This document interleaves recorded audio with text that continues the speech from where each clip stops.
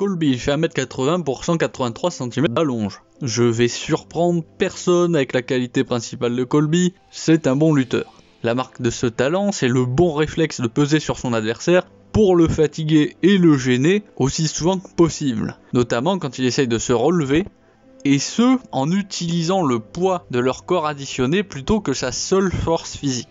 Il sait faire payer ses tentatives de retrouver ses appuis à ses adversaires. C'est bêtement, il n'a jamais vraiment évolué en Jiu-Jitsu ou dans ses percussions au sol comme ont pu le faire Khabib ou Islam, ce qui l'oblige à gagner sur les scorecards.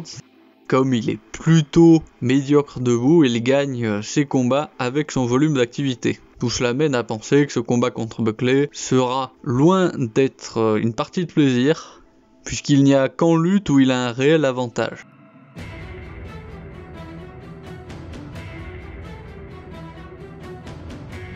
Buckley il fait 1m78 pour 193 cm d'allonge. Si être très bas sur ses appuis est un défaut de Buckley, contre Colby qui est surtout un lutteur, ça devrait l'aider à stopper les amener au sol en abaissant son centre de gravité. Mais en réduisant aussi les opportunités de prise. Donc globalement Colby n'est pas spécialement dangereux concernant les menaces de soumission. Il y a des années-lumière d'un Pantoja pour finir ses adversaires en étranglement, si bien que sa deuxième qualité, c'est son volume d'activité. Et là encore, Buckley il a montré qu'il était capable de tenir des combats de 3 rounds jusqu'à la décision contre des adversaires d'un bon niveau, et qu'il a lui-même un bon niveau d'activité.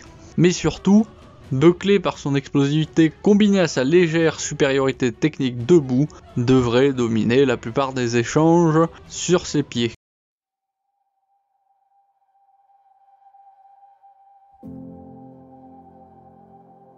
Le paramètre qui rend ce combat incertain, c'est surtout le fait que si le combat était en 3 rounds, je parierais sur Buckley, sans hésitation, mais comme c'est un main event, il est en 5 rounds. Or, Colby a énormément plus d'expérience des 5 rounds, il a clairement un meilleur cardio que Buckley, ainsi ça amène à se poser la question, qu'est-ce qui est le plus probable, que Buckley parvienne à finir Colby dans les 5 rounds, ou que Colby survive aux 3 premiers rounds et se rattrape dans les 2 derniers.